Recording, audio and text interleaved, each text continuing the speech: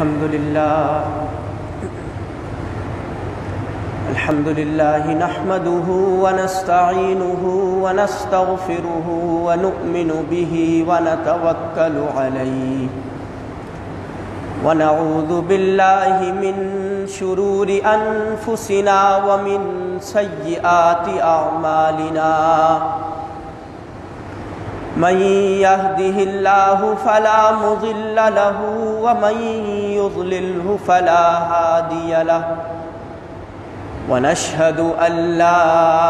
إله إلا الله وحده لا شريك له ونشهد أن سيدنا وسندنا ونبينا ومولانا محمدا صلى الله عليه وعلى آله وأصحابه وبارك وسلم تسليما كثيرا أما بعد فأعوذ بالله من الشيطان الرجيم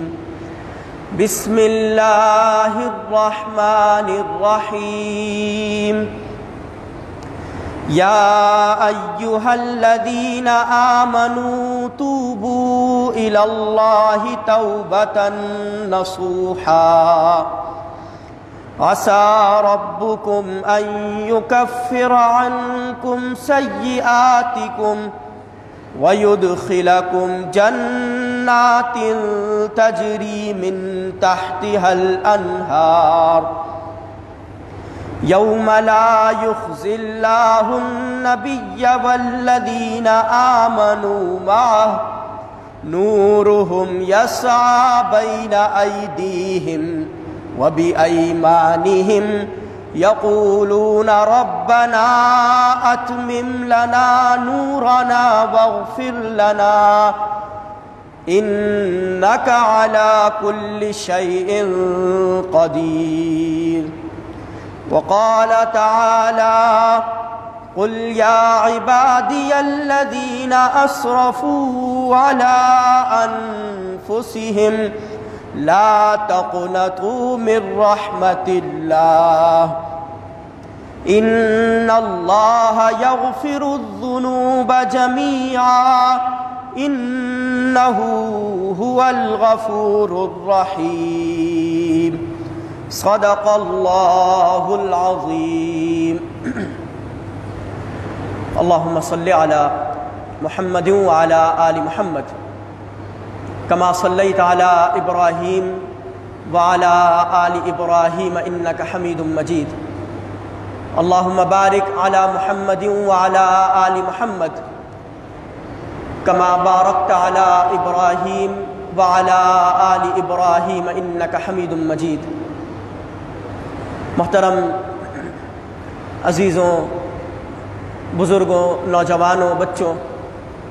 پردہ دار ماؤں اور بہنوں، اللہ رب العالمین کا کروڑہ شکر ہے اور اس کا فضل و کرم ہے کہ اس نے ہمیں رمضان المبارک کا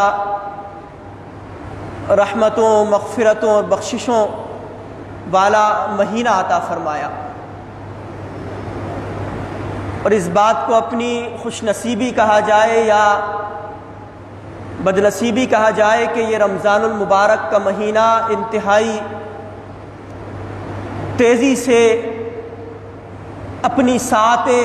طے کرتا چلا جا رہا ہے، اور آج اس رمضان کا پہلا عشرہ مکمل ہو چکا اور ہم دوسرے عشرے میں داخل ہو چکے ہیں۔ وہ عشرہ کے جو رحمتوں کا عشرہ تھا، جن میں اللہ رب العالمین کی رحمتیں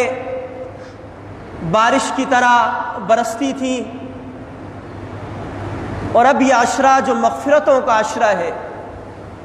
اللہ رب العالمین سے اپنے گناہوں کی بخشش کروانے کا، اس کے سامنے حاضر ہو کر گریہ وزاری کرنے کا، اپنے گناہوں پر نادم ہونے اور شرمندہ ہونے کا عشرہ ہے۔ قرآن کریم کی دو مختلف مقامات سے دو آیات کریمہ آپ کے سامنے پیش کی ہیں، اور ان دونوں آیات میں اللہ رب العالمین نے اپنے بندوں کو، مؤمنوں کو خوشخبری سنائی ہے اور بشارت دی ہے۔ اور خوشخبری اس لیے کہ یہ جو توبہ ہے اور استغفار ہے، اللہ رب العالمین کی طرف رجوع کرنا، اس سے اپنے گناہوں کی معافی اور تلافی کروانا، اس کے سامنے نادم اور شرمندہ ہونا، اس توبہ کے نتیجے میں انسان کو جو اللہ رب العالمین تاثیر عطا فرماتے ہیں اور جو اس کا بدلہ اور اجر دیا جاتا ہے، ان آیات میں اس کا اللہ رب العالمین نے ذکر فرمایا ہے۔ تو آج کی ہماری گفتگو کا موضوع توبہ کی عظمت اور اس کی تاثیر ہے کہ توبہ کرنے کی کیا عظمت اللہ رب العالمین نے اور نبی کریم صلی اللہ علیہ وسلم نے بیان فرمائی، اور توبہ کرنے کے بعد جو تاثیر اور جو سکون اور جو اطمینان زندگی کے اندر پیدا ہوتا ہے وہ کیا ہے۔ دیکھیں، توبہ کی انسان کو جو ضرورت لاحق ہوتی ہے وہ انسانی زندگی میں دو طرح کی توبہ۔ ایک توبہ یہ کہ انسان اپنی ذاتی زندگی کے حوالے سے، اپنے اخلاقیات کے حوالے سے، اپنے گناہوں کے حوالے سے نادم ہو اور اللہ رب العالمین کے حضور گریہ وزاری کرے اور اپنے گناہوں کی بخشش کروائے۔ اور دوسری توبہ کہ پوری بنے نوع انسان یا کم از کم بہت سے مسلمان اکٹھے ہو کر اور سب اجتماعی طور پر اللہ رب العالمین کے حضور گریہ وزاری کرے، یعنی ایک توبہ انفرادی توبہ اور دوسری توبہ اجتماعی توبہ، اور ان دونوں کا ذکر اللہ رب العالمین نے قرآن کریم میں فرمایا ہے۔ اور پہلی آیت جو میں نے آپ کے سامنے تلاوت کی، اس میں اللہ رب العالمین نے فرمایا کہ یا ایھا الذین آمنوا توبوا الی اللہ توبۃ نصوحا، کہ لوگوں جو ایمان لے کر آئے ہو اللہ رب العالمین سے توبہ کرو، اپنے گناہوں کی معافی مانگو، اور توبۃ نصوحا، ایسی توبہ کرو جو پرخلوص توبہ ہو، پکی توبہ اور سچی توبہ اللہ رب العالمین سے کرو، جھوٹی توبہ اور ایسی توبہ کہ اگر ایک مرتبہ اللہ رب العالمین سے معافی مانگی، پھر گناہوں کے اندر ملوث ہو گئے، پھر معافی مانگی، پھر گناہوں کا ارتکاب کر لیا، ایسی توبہ اللہ رب العالمین سے نہ مانگو، بلکہ توبۃ نصوحا، سچی اور پکی توبہ اللہ رب العالمین سے مانگو۔ اور اس توبہ کے نتیجے میں تو جو تاثیر پیدا ہوتی ہے، فرمایا کہ عسیٰ ربکم ان یکفر عنکم سیئاتکم، تم جو اللہ رب العالمین سے پکی اور سچی توبہ کرو گے تو بہت ممکن ہے کہ اس کے نتیجے میں تمہارا رب تمہارے گناہوں کو، تمہاری خطاؤں کو، وہ جو تمہارے اندر اخلاقی گراوٹیں اور اخلاقی چیزیں بد اخلاقی کے حوالے سے پیدا ہو گئی ہیں، ان چیزوں کو بھی، اور تمہارے عقیدے کے اندر جو برائی پیدا ہو گئی ہے اسے بھی، اور تمہارے ذہن کے اندر، تمہارے خیالات کے اندر، تمہارے دل و دماغ کے اندر، اور تمہارے شب و روز کے معاملات کے اندر جو کچھ بد عقیدگی اور بد اخلاقی اور اللہ رب العالمین کی نافرمانی پیدا ہو گئی ہے، تو فرمایا کہ ان یکفر عنکم سیئاتکم، کہ اس توبہ کے نتیجے میں اللہ رب العالمین تمہاری ان تمام چیزوں کی اصلاح کرنا شروع کر دے گا۔ یعنی ہر انسان یہ خواہش رکھتا ہے اور چاہتا ہے کہ اللہ رب العالمین اس کے گناہوں کو معاف فرما دے۔ ہر شخص اس بات کا ارادہ بھی کرتا ہے کہ وہ آئندہ سے نمازوں کی پابندی کرے گا، روزوں کا اہتمام کرے گا، گناہوں کو ترک کر دے گا، لیکن پھر وہ گناہ کے اندر مبتلا ہو جاتا ہے۔ تو فرمایا کہ یہ جو انسان گناہ کے اندر مبتلا ہو جاتا ہے، تو اگر تم اللہ سے پکی اور سچی توبہ کر لو گے تو اس کے نتیجے میں تمہیں جو تاثیر ملے گی وہ یہ تاثیر ہوگی کہ اللہ رب العالمین تمہارے لیے نیکیاں کرنے کے حوالے سے راہوں کو ہموار کرنا شروع کر دے گا، اور تمہیں برائی کرنے کا موقع وہ ملے گا ہی نہیں، اور برائی کرنے کا موقع تم سے ختم کر دیا، اور چھین لیا جائے گا، اور بس نیکیاں اور نیکیاں تم کرتے چلے جاؤ گے، اور تمہاری درجات کی بلندی اس توبہ کے نتیجے میں ملتی چلی جائے گی۔ اور آگے فرمایا کہ وَيُدْخِلَكُمْ جَنَّاتٍ تَجْرِي مِن تَحْتِهَا الْأَنْهَارُ، اور اس توبہ کے نتیجے میں اللہ رب العالمین تمہیں ایسی جنت کے اندر، ایسے باغات کے اندر داخل کرے گا کہ جس کے پہلوؤں میں نہریں بہتی ہوں گی۔ اور آگے فرمایا کہ یوم لا یخزی اللہ النبی والذین آمنوا معہ، ایک ایسا دن کہ جس دن اللہ رب العالمین اپنے نبی کو بھی اور اپنے نبی کے ساتھ ایمان لانے والوں کو رسوا نہیں کرے گا۔ اور فرمایا کہ نورہم یسعی بین ایدیہم و بایمانہم، کہ قیامت کا دن ایسا دن ہوگا کہ اس توبہ کے نتیجے میں اللہ رب العالمین کچھ لوگ ایسے ہوں گے کہ نورہم یسعی بین ایدیہم، کہ ان کے سامنے نور ہی نور، وَبِأَيْدِيهِمْ، اور ان کے دائیں جانب بھی، وَأَيْمَانِهِمْ، اور ان کے دائیں جانب بھی نور ہی نور برس رہا ہوگا۔ وہ جو نبی کریم صلی اللہ علیہ وسلم نے اپنی ایک روایت میں بیان فرمایا کہ قیامت کے دن کچھ لوگ اللہ رب العالمین کے دربار میں حاضر کیے جائیں گے، اور ان کے اعمال کے نتیجے میں ان کا نور اس قدر ہوگا کہ جیسے مدینہ سے لے کر صنعا تک اس قدر نور ہی نور ان کے سامنے موجود ہوگا، اور یہ نورانیت اور یہ روشنی یہ ان کے اپنے اعمال کا نتیجہ ہوگی کہ دور دور تک وہ نور کے اندر پھیلے ہوئے ہوں گے۔ اور آپ صلی اللہ علیہ وسلم نے اسی روایت میں فرمایا کہ کچھ لوگ ایسے بھی ہوں گے کہ جن کا نور صرف ان کے قدموں تک ہوگا، یعنی اس قدر مختصر نور، لیکن ایسے لوگ بھی کہ جن کا نور ان کے قدموں تک ہوگا، ان کے لیے بھی اسی بات کی بشارت ہے کہ وَيُدْخِلَكُمْ جَنَّاتٍ تَجْرِي مِن تَحْتِهَا الْأَنْهَارُ، کہ وہ بھی اللہ رب العالمین کی جنتوں کے اندر داخل کیے جائیں گے کہ جن کے پہلوؤں میں نہریں بہتی ہوں گی۔ اور دوسری آیت جو میں نے آپ کے سامنے تلاوت کی، اس آیت میں اللہ رب العالمین نے اپنے بندوں کو انتہائی محبت سے، انتہائی شفقت سے اور انتہائی پیار سے مخاطب فرمایا، اور فرماتے ہوئے کہا کہ قُلْ يَا عِبَادِيَ الَّذِينَ أَسْرَفُوا عَلَىٰ أَنفُسِهِمْ، کہ نبی کریم صلی اللہ علیہ وسلم کہہ دیجئے میرے بندوں سے، ان بندوں سے کہ جنہوں نے اپنے اوپر ظلم کیا، اپنے اوپر زیادتی کی، اور پوری زندگی گناہوں کے اندر ڈوبے رہے، اللہ رب العالمین کی نافرمانی کرتے رہے، اسرفوا علی انفسہم، فرمایا کہ لا تقنطوا من رحمت اللہ، کہ نبی کریم صلی اللہ علیہ وسلم میرے ان بندوں سے کہہ دیجئے چاہے وہ جتنے بھی گناہوں کے اندر ڈوب چکے ہوں، لا تقنطوا من رحمت اللہ، اللہ رب العالمین کی رحمت سے وہ مایوس نہ ہو۔ اور آگے فرمایا کہ ان اللہ یغفر الذنوب جميعا، کہ بے شک اللہ رب العالمین تمام گناہوں کو معاف کر دینے والا اور بخشش کر دینے والا ہے، تمام گناہوں کی بخشش کر دینے والا۔ یعنی لا تقنطوا من رحمت اللہ، یہ جو بات اللہ رب العالمین نے ارشاد فرمائی، یہ مجھے اور آپ کو، ہم سب کے لیے یہ بات ایک سہارا ہے کہ ہم قدم قدم پر جو گناہ کرتے چلے جاتے ہیں، گناہوں کے اندر ڈوب جاتے ہیں، غرق ہو جاتے ہیں، تو اس کے نتیجے میں اللہ رب العالمین کس قدر محبت کرنے والی، کس قدر رحمت سے اور شفقت سے پیش آنے والی ذات کہ لا تقنطوا من رحمت اللہ، میرے بندوں میری رحمت سے مایوس نہ ہونا۔ وہ جو نبی کریم صلی اللہ علیہ وسلم نے بیان فرمایا کہ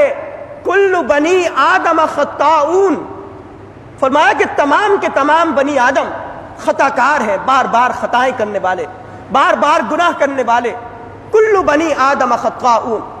وخیر الخطائین التوابون، لیکن تمام خطا کاروں میں سب سے زیادہ جو اچھے ہیں اور بہترین ہیں، یعنی خطا کاروں کے اندر بھی بہترین، وخیر الخطائین، فرمایا کہ جو خطا کاروں کے اندر سب سے بہترین ہے التوابون، جو بار بار اللہ رب العالمین سے توبہ کرتے ہیں۔ جو ہی گناہ سرزد ہوا، دل کے اندر یہ خیال پیدا ہوا کہ میں نے گناہ کا کام کیا، فوراً اللہ رب العالمین کی طرف متوجہ ہوئے، اس سے اپنے تعلق کو قائم کیا، اس سے اپنے تعلق کو جوڑا اور توبہ کی، پھر گناہ سرزد ہوا، پھر توبہ کی، پھر گناہ سرزد ہوا، پھر اللہ کے حضور گریہ وزاری کر کے توبہ کی۔ فرمایا کہ وَخَيْرُ الْخَطَّائِينَ التَّوَّابُونَ، اور توبہ کرنے والے سب سے زیادہ بہترین ہیں خطا کرنے والوں میں سے۔ اور ایک روایت میں نبی کریم صلی اللہ علیہ وسلم نے فرمایا کہ التائب من الذنب، کہ گناہوں سے توبہ کرنے والا ایسا ہے، التائب من الذنب کمن لا ذنب لہ، کہ جیسا کہ اس سے کوئی گناہ سرزد ہی نہ ہوا۔ یعنی آپ دیکھیں کہ کس قدر محبت کرنے والی ذات کہ پوری زندگی اس کی نافرمانی کرتے ہوئے گزار دی، بڑے بڑے گناہ بھی کیے، چھوٹے چھوٹے گناہ اور چھوٹے گناہ سمجھتے ہوئے بڑے گناہوں کا بھی ارتکاب کیا، لیکن فرماتی ہے کہ التائب من الذنب کمن لا ذنب لہ، کہ توبہ کرنے والا گناہوں سے ایسا ہے کہ جیسے اس نے کبھی گناہ کیا ہی نہیں ہے، فوراً اللہ رب العالمین اس کی توبہ کو قبول کر لیتا ہے۔ اور ایک روایت میں نبی کریم صلی اللہ علیہ وسلم نے توبہ کے حوالے سے مزید چیزیں ارشاد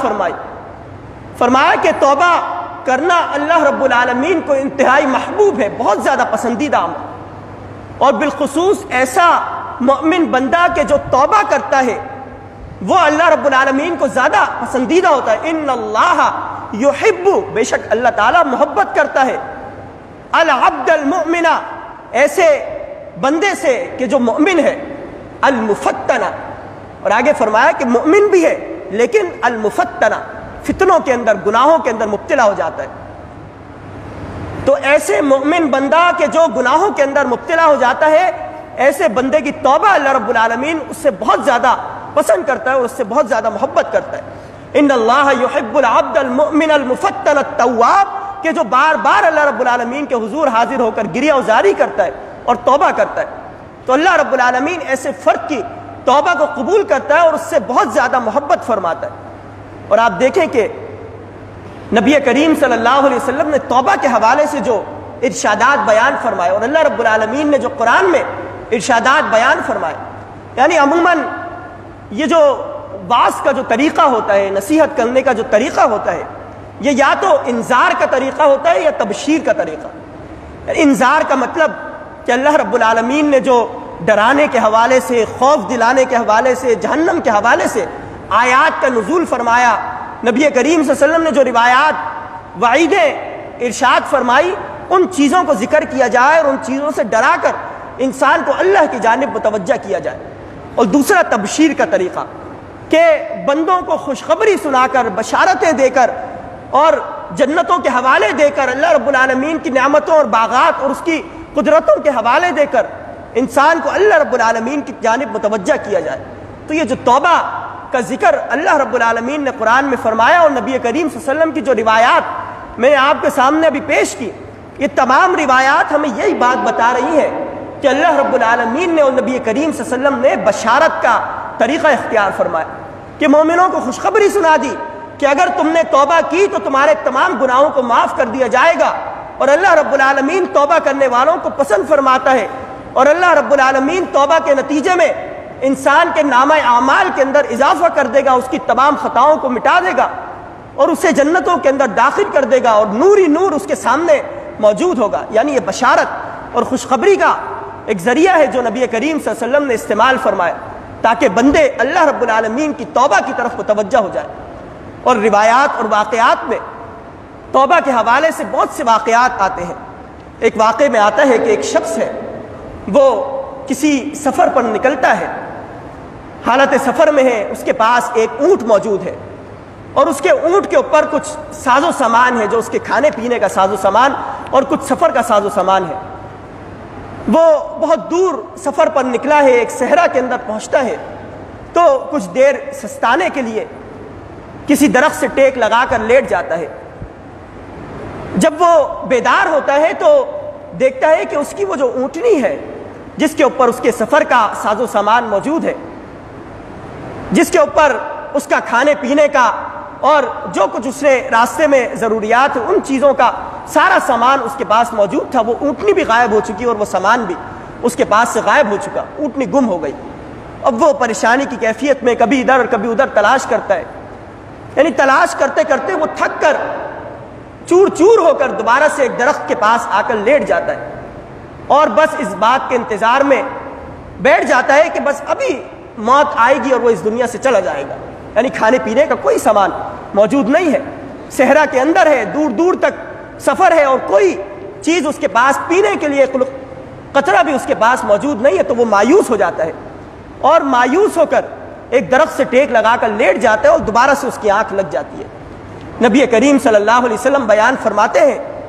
کہ کچھ دیر کے بعد وہ شخص نیند سے بیدار ہوتا ہے، نیند سے بیدار ہو کر دیکھتا ہے کہ وہی اونٹنی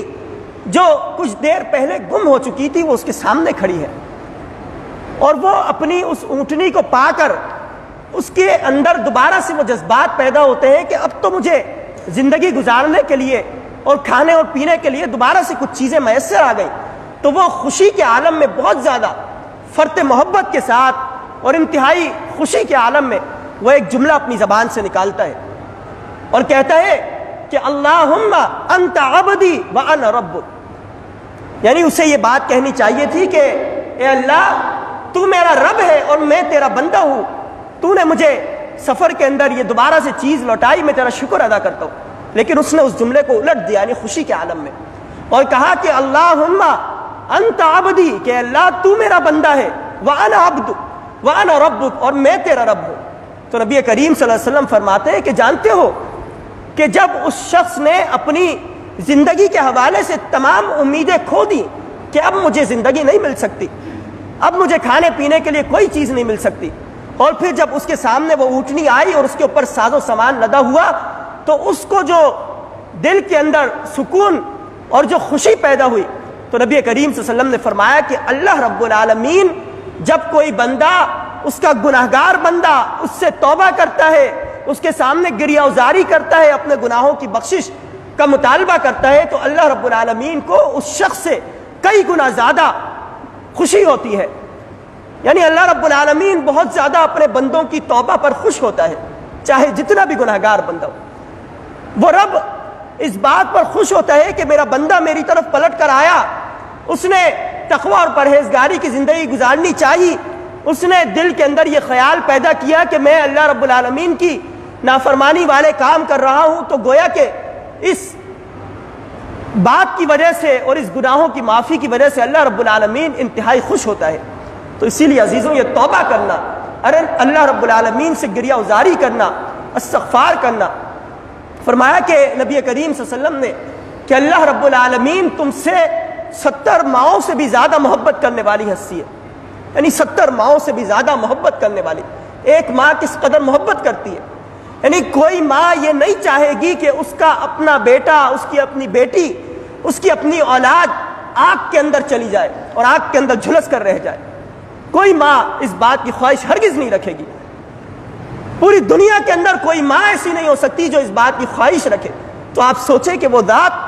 جو 70 ماؤں سے زیادہ محبت کرنے والی ذات، شفقت اور رحمت فرمانے والی ذات، کیا وہ اس بات کو قبول کرے گی کہ ہم میں سے کوئی شخص جہنم کی آگ کے اندر جل جائے، جھلس جائے؟ تو اسی لیے اللہ رب العالمین نے یہ راستہ ہمیں عطا فرمایا۔ یہ جو اللہ رب العالمین کی صفت غفاریت ہے کہ وہ بہت زیادہ بخشنے والا، بہت زیادہ معاف فرمانے والا بندہ ہے، وہ جو روایات میں آتا ہے نبی کریم صلی اللہ علیہ وسلم فرماتے ہیں کہ اللہ رب العالمین کے بندوں میں سے ایک بندہ ایسا بھی ہے کہ جو اللہ رب العالمین سے بہت زیادہ گناہ کرنے کے بعد معافی مانگتا ہے، تو اللہ رب العالمین اس بندے سے کہتے ہیں کہ یہ میرا بندہ یہ جانتا ہے کہ میں گناہوں کو بخشنے والا ہوں، اور یہ اس بات کو بھی جانتا ہے کہ میں گناہوں پر پکڑ کرنے والا ہوں، اس کی سزا دینے والا ہوں۔ پھر اس نے مجھ سے اپنے گناہوں کی بخشش مانگی، میں نے اسے معاف کر دیا۔ پھر نبی کریم صلی اللہ علیہ وسلم فرماتے ہیں کہ کچھ عرصہ گزرتا ہے، وہ بندہ اسی طرح اللہ رب العالمین کی اطاعت اور فرمانبرداری کرتا چلا جاتا ہے، پھر وہ گناہ کا ارتکاب کرتا ہے، پھر گناہوں کے اندر ڈوب جاتا ہے، پھر اللہ کے حضور حاضر، پھر گریہ ازاری کرتا ہے، پھر کہتا ہے کہ اللہ استغفر لی، مجھے معاف فرما دے۔ پھر اللہ رب العالمین یہی جواب دیتے ہیں کہ یہ بندہ یہ جانتا ہے کہ میں بخشش کرنے والا ہوں، اور یہ اس بات کو بھی جانتا ہے کہ میں توبہ کی پکڑ کرنے والا اور میں گناہوں پر پکڑ کرنے والا اور اس کی سخت سزا دینے والا ہوں، لیکن چونکہ بندہ میرے حوالے سے جانتا ہے لہذا میں اسے معاف کرتا ہوں۔ پھر تیسری مرتبہ پھر وہ گناہ کرتا ہے، پھر اللہ رب العالمین اسے معاف کرتا ہے۔ یعنی اگر کسی شخص کے دل کے اندر یہ خیال پیدا ہو جائے کہ میں تو گناہوں کے اندر ڈوب چکا، اب میرے لیے بخشش کا کوئی راستہ اور کوئی ذریعہ نہیں ہے، کوئی سبیل نہیں ہے، تو اس شخص کے لیے یہ حدیث ایک خوشخبری ہے کہ بندہ بار بار گناہ کر رہا ہے، بار بار اللہ رب العالمین اس کو معاف کر رہا ہے۔ اور وہ جو ایک روایت اور واقعے میں آتا ہے، نبی کریم صلی اللہ علیہ وسلم فرماتے ہیں کہ پرانے زمانوں میں سے ایک زمانے کا واقعہ ہے، پرانی اقوام میں سے ایک قوم کا واقعہ ہے کہ اس میں سے ایک شخص تھا اس نے 99 قتل کیے تھے، اور پھر اللہ رب العالمین کی طرف رجوع کرنا چاہا۔ اس نے اپنے دل کے اندر یہ خیال پیدا کیا کہ میں نے تو 99 قتل کر لیے، کیا میری بھی اللہ رب العالمین بخشش کر دے گا، میرے گناہوں کو بھی معاف کر دے گا؟ تو اس نے سوچا کہ میں اللہ رب العالمین کے حضور حاضر ہو کر اپنے گناہوں کی بخشش کرواؤں۔ اس نے لوگوں سے معلوم کیا کہ کیا کوئی راہب موجود ہے۔ راہب اس اقوام میں جو علماء ہوتے تھے ان کو راہب کہا جاتا تھا۔ قرآن نے بھی راہب کا لفظ ان کے لیے استعمال کیا، وَرَهْبَانِيُّونَ۔ تو وہ شخص تلاش کرتا ہے کہ کوئی اسے راہب مل جائے، کوئی عالم مل جائے، تو اسے ایک عالم ملتا ہے، وہ اس کے پاس جاتا ہے، اس سے کہتا ہے کہ میں نے 99 قتل کیے، اور کیا اب کوئی ایسا راستہ اور طریقہ موجود ہے کہ میں اللہ رب العالمین کے حضور اپنے گناہوں کی بخشش کرواؤں اور اللہ مجھے معاف کر دے؟ تو وہ عالم اسے کہتا ہے کہ نہیں، تمہاری کوئی بخشش نہیں ہو سکتی، تم نے اتنا بڑا اور سخت اور کبیرہ گناہ کیا، 99 لوگوں کو قتل کر دیا، تمہیں اللہ معاف نہیں کر سکتا۔ تو روایت میں نبی کریم صلی اللہ علیہ وسلم فرماتے ہیں کہ اس شخص کو غصہ آتا ہے اور وہ اس عالم کو بھی قتل کر دیتا ہے، یعنی اپنی سینچری پوری 100 قتل اس نے پورے کر لیے۔ پھر وہ دوبارہ سے تلاش میں مصروف ہو جاتا ہے کہ کوئی اور بڑا عالم اور راہب اسے ملے۔ تو روایات میں آتا ہے کہ اسے ڈھونڈتے ڈھونڈتے ایک شخص ملتا ہے، بہت بڑا راہب ہے، وہ اس کے پاس جاتا ہے، اس سے کہتا ہے کہ میں نے 100 گناہ کیے، 100 قتل کیے، کیا اللہ رب العالمین میرے گناہوں کو معاف کر دیں گے؟ تو وہ عالم فرماتے ہیں کہ ہاں، اللہ رب العالمین کے حضور اگر ایک اپنی آنکھوں سے آنسو بھی بہا دیا تو اس آنسو کے نتیجے میں بھی صدق دل کے ساتھ اور اس پختہ ارادے کے ساتھ کہ اللہ آئندہ میں گناہ نہیں کروں گا، اپنے گناہوں پر میں نادم ہوں، شرمندہ ہوں، اے اللہ میرا دامن، میرا دل وہ سیاہ ہو چکا، میرا دامن خطاؤں کے اندر ڈوبا ہوا ہے، میری پوری زندگی گناہوں کے اندر ڈوبی ہوئی ہے، اے اللہ میں آئندہ گناہ نہیں کروں گا۔ اگر صدق دل کے ساتھ ایک آنسو بھی بہا دیا تو 100 قتل بھی چاہے کیے ہوں، یہ بھی اللہ رب العالمین معاف کر دیں گے۔ اور پھر روایات میں آتا ہے کہ آگے پورا ایک تفصیلی واقعہ ہے کہ جنت اور جہنم سے فرشتے آتے ہیں اور پھر اس کو جنت کی طرف لے کر جاتے ہیں۔ تو روایت بیان کرنے کا مقصد یہ ہے کہ مایوسی ہرگز نہیں ہونی چاہیے، جتنا بھی انسان گناہ کر لے توبہ کا دروازہ کھلا ہوا ہے۔ وہ جو روایت میں نبی کریم صلی اللہ علیہ وسلم نے فرمایا کہ ان اللہ یقبل التوبۃ، کہ بے شک اللہ رب العالمین توبہ کو قبول کرتا ہے، ما لم یغرغر، کہ جب تک سانس یہاں حلق کے اندر اٹک نہ جائے۔ جب سانس حلق کے اندر اٹک گئی، حالت نزع طاری ہو گئی، سکرات الموت کے عالم میں انسان آیا، اس وقت تک جو ہے توبہ کا دروازہ کھلا ہوا ہے۔ اور بحیثیت مجموعی جو توبہ کا دروازہ کھلا ہے، فرمایا کہ جب تک سورج مشرق کے بجائے مغرب سے طلوع نہ ہو جائے اس وقت تک اللہ رب العالمین نے توبہ کا دروازہ کھلا رکھا ہے، یعنی اس وقت تک بندے اگر اللہ سے توبہ کرنا چاہے تو توبہ کر سکتے ہیں اور اللہ رب العالمین توبہ قبول کر لے گا۔ یہ قیامت کی نشانی ہے کہ سورج مشرق کے بجائے مغرب سے طلوع ہو جائے اور اس کے بعد پھر قیامت طاری ہو جانی ہے۔ تو یہ جو جتنی بھی روایات اور واقعات میں نے آپ کے سامنے پیش کیے، یہ تمام واقعات اس بات کی جانب متوجہ کرتے ہیں کہ بندہ ذاتی طور پر اپنی اصلاح کروائے، ذاتی طور پر اللہ رب العالمین کے حضور اپنے گناہوں پر نادم ہو اور انفرادی توبہ کی طرف نبی کریم صلی اللہ علیہ وسلم اور اللہ رب العالمین نے توجہ دلائی ہے۔ اور عزیزوں، ایک توبہ جو اجتماعی توبہ ہے، یعنی اجتماعی طور پر بحیثیت مجموعی اور بحیثیت قوم ہم اللہ رب العالمین کے حضور گریہ وزاری کریں اور توبہ کریں، اپنے گناہوں کی بخشش کروائیں۔ یہ بحیثیت مجموعی اور بحیثیت قوم جو توبہ ہے، یہ اس لیے بھی ضروری ہے کہ یہ جو ہم پر مختلف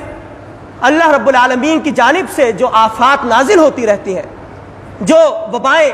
ہمارے سامنے ظاہر ہوتی رہتی ہیں، جو پریشانیاں اور جن تکالیف کے اندر ہم مبتلا رہتے ہیں بحیثیت قوم اور بحیثیت مجموعی، یا اگر کہا جائے کہ اگر ہم پاکستانی کی حیثیت سے، ملک کی حیثیت سے ہمارے ملک کے اوپر جو مختلف مصائب اور پریشانیاں نازل ہوتی رہتی ہیں تو یہ اسی بنا پر دور ہوں گی، اس وجہ سے ظاہر ہوں گی کہ جب ہم بحیثیت مجموعی اللہ رب العالمین کے حضور حاضر ہو کر گریہ وزاری کریں۔ آپ دیکھیں کہ ہمارے ملک کے اندر بالخصوص یہ جو سود کا نظام ہے، یعنی ہم سب مل کر اس سود کے نظام کا، اس کے اندر ہم موجود ہیں، بہت سے لوگ اس کے اندر ملوث بھی ہیں، اس کا ارتکاب بھی کرتے ہیں، سود کا لین دین ان کے نزدیک جائز ہے اور وہ اس کے اندر ملوث ہے۔ بہت سے لوگ ایسے ہیں کہ جو اسے ناپسند کرتے ہیں، اپنے دل کے اندر ناپسند کرتے ہیں، اپنے ذہن کے اندر ناپسند کرتے ہیں، لیکن اپنی زبان سے کہنے کی اور اپنے ہاتھ سے اسے روکنے کی جرت نہیں کرتے۔ یہ جو نبی کریم صلی اللہ علیہ وسلم نے فرمایا کہ یہ ایمان کا کمزور ترین درجہ ہے کہ انسان کوئی برائی دیکھے، من رأى منکم منکرا فلیغیر بیدہ فإن لم يستطع فبلسانہ فإن لم يستطع فبقلبہ وذلک اضعف الایمان۔ فرمایا کہ جب تم میں سے کوئی شخص کسی برائی کو دیکھے تو اسے اپنے ہاتھ سے روکنے کی قوت اور طاقت سے روکنے کی، اپنے تمام لوگوں کو اکٹھا کرنے کی، اجتماعی طور پر ذہنوں کو ہموار کرنے کی کوشش کی جائے اور بہت سے لوگ مل کر قوت کے ساتھ اور طاقت کے ساتھ اس برائی کو روکے۔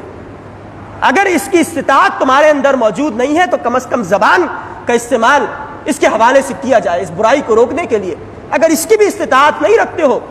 تو فرمایا کہ اپنے دل کے اندر اس برائی کو برا جانو، اور یہ ایمان کا سب سے کمزور ترین درجہ ہے۔ اور آپ دیکھیں کہ آج ہم ایمان کے اسی کمزور ترین درجے کے اندر موجود ہیں۔ جب ہمارے ایمان کا یہ حال ہو جائے کہ ایمان کمزور سے کمزور ترین ہو جائے تو کیسے اللہ رب العالمین ہماری توبہ کو قبول فرمائیں گے؟ کیسے اللہ رب العالمین ہماری گریہ ازاری کو اور ہمارے گناہوں کو معاف فرمائیں گے؟ کیسے اللہ رب العالمین ہم بار بار اس کی طرف مغفرت کی دعائیں مانگے اور وہ قبول کر لیں گے؟ آپ دیکھیں کہ ابھی گزشتہ ہفتے میں ہمارے ملک کے جو حالات رہے، نبی کریم صلی اللہ علیہ وسلم کی ناموس پر جو حملہ کیا گیا تھا، کچھ لوگوں نے یہ مطالبہ کیا کہ جس ملک نے ریاستی طور پر حکومتی سطح پر نبی کریم صلی اللہ علیہ وسلم کی شان میں گستاخی کی تھی، اس ملک کے سفیر کو دربدر کر دیا جائے، اس ملک کے سفیر کو نکال دیا جائے۔ ہونا تو یہ چاہیے تھا کہ فوراً ان کے مطالبے کو قبول کر لیا جاتا۔ میں یہ نہیں کہتا کہ ان لوگوں نے صحیح کیا، ان لوگوں نے بھی تشدد کا سامنا کیا اور لوگوں کو مارا پیٹا اور بہت سے مسائل پیدا ہوئے، لیکن حکومت نے جو رویہ اختیار کیا، بالخصوص ہمارے وزیر اعظم صاحب نے جو تقریر کی اور جو بیان دیا، یعنی اپنے ہاتھ سے طاقت استعمال کر کے روک سکتے تھے، نہیں روکا۔ اپنی زبان کو استعمال کر سکتے تھے، زبان کو بھی استعمال نہیں کیا۔ میں تو سمجھتا ہوں کہ دل کے اندر برا جاننا چاہیے تھا، وہ بھی انہوں نے نہیں کیا، بلکہ اپنی زبان سے اس بات کا اقرار کیا کہ اگر ہم نے فرانس کے سفیر کو باہر بھیج دیا، دربدر کر دیا، ملک بدر کر دیا، تو ہمارے تعلقات خراب ہو جائیں گے اور ہماری معیشت کمزور ہو جائے گی۔ یعنی ہمارے جو وزیر اعظم صاحب ہیں ان کو شرم آنی چاہیے، یہ رمضان کا مہینہ ہے، نبی کریم صلی اللہ علیہ وسلم کی ناموس پر حملہ کیا جا رہا ہے۔ یعنی والدین، عزیز و اقارب، سب سے زیادہ جو ہستی محبوب ہے اور سب سے زیادہ پسندیدہ ہستی اللہ رب العالمین کے سب سے عظیم اور برگزیدہ نبی اکرم صلی اللہ علیہ وسلم، ان کی محبت میں آنے کے بجائے دنیاوی محبت اور اس بات کی فکر کہ ہمارا ملک پیچھے ہو جائے گا۔ یعنی اگر وہ سفیر کو بھیج دیں گے، میں یہ بات کہتا ہوں کہ اللہ رب العالمین ایسی برکت عطا فرمائیں گے کہ معیشت خود بخود وہ ترقی کی راہوں پر چل پڑنا شروع ہو جائے گی۔ یعنی وہ یہ بات کہتے ہیں کہ ان لوگوں نے تشدد اختیار کیا، لوگوں کو مارا پیٹا اور جگہ جگہ پر دھرنے دیے، ملک کو جگہ جگہ سے چوراہوں سے بند کرنے کی کوشش کی۔ اگر ہمارے وزیر اعظم صاحب اپنا ماضی دیکھیں تو وہ بھی، ان کا ماضی بھی اس طرح نظر آئے گا کہ انہوں نے بھی جگہ جگہ پر دھرنے دیے اور کہا کہ اگر 2 مہینے 3 مہینے بھی گزر جائے، ہمیں ملک کو بند کرنا پڑ جائے تو ہم اس کے لیے بھی تیار ہو جائیں گے۔ یعنی خود اپنا ماضی دیکھیں، ان کا بھی ماضی اسی طرح کا ماضی تھا۔ اس وجہ سے اگر انہوں نے تحریک لبیک پر یا کسی بھی پارٹی پر پابندی لگائی تو انہیں خود اپنے اس بیان پر اور اس پابندی پر شرم آنی چاہیے۔ تو یہ بحیثیت مجموعی ہم جن گناہوں کے اندر مبتلا ہیں، پہلا گناہ ہم سود کے نظام کا حصہ ہیں، دوسرا گناہ نبی کریم صلی اللہ علیہ وسلم کی عزت اور ناموس ہمارے ملک کے اندر محفوظ نہیں ہے۔ ہمارے ملک کے اندر جگہ جگہ پر شراب خانے، جگہ جگہ پر سینما، جگہ جگہ پر فحاشی اور یعنی کے اڈے، جگہ جگہ پر مختلف حوالوں سے لین دین کے معاملات کے اندر، رشوت کے معاملات کے اندر، یعنی اس قدر ہم بد اخلاقی کے اندر اور اخلاقی حوالے سے ہم گر پڑے ہیں کہ توبہ کی اور بحیثیت مجموعی توبہ کی ضرورت ہے۔ وہ جو اللہ رب العالمین نے قرآن میں فرمایا وَتُوبُوا إِلَى اللَّهِ جَمِيعًا أَيُّهَا الْمُؤْمِنُونَ، کہ مومنوں وَتُوبُوا إِلَى اللَّهِ جَمِيعًا، کہ مومنوں بحیثیت مجموعی سب مل کر اللہ رب العالمین سے توبہ کرو اور گریہ ازاری کرو، أَيُّهَا الْمُؤْمِنُونَ لَعَلَّكُمْ تُفْلِحُونَ، تاکہ تم فلاح پا جاؤ۔ تو پوری گفتگو کا خلاصہ یہ ہے کہ توبہ دراصل 2 طرح کی، ایک یہ کہ انسان اپنی انفرادی زندگی کی توبہ کروائے، اپنے گناہوں کو معاف کروائے، اپنے گناہوں کے اوپر جو آلودگی اور دیگر چیزیں آ چکی ہیں اخلاقی حوالے سے ان کی معافی تلافی کروائے، اور دوسرا وَتُوبُوا إِلَى اللَّهِ جَمِيعًا أَيُّهَا الْمُؤْمِنُونَ، بحیثیت مومن اور اجتماعی طور پر انسان اللہ رب العالمین کے حضور گریہ ازاری کرے اور اپنے گناہوں کی بخشش کروائے، تاکہ یہ جو نظام کی کشمکش ہے اس کی چکا چوندھ ہے، اور یہ جو یہود و نصارہ کو ہم نے قبول کر لیا، ان کی غلامی کا ہم نے ارتکاب کر لیا، ان کی غلامی کے اندر ملوث ہو گئے، تاکہ ہم اس سے دور ہو جائیں اور اسلام کے غلبے کے حوالے سے، اس کو نافذ کرنے کے حوالے سے، اور اللہ رب العالمین اور اس کے قرآن کو بالا تر رکھنے کے حوالے سے، اور اسی کے نظام کو ہر طرف اور اسی کی برکات اور ثمرات کو ہم دیکھیں۔ اللہ رب العالمین سے دعا ہے کہ ہمیں ان باتوں پر عمل کرنے کی توفیق عطا فرمائے۔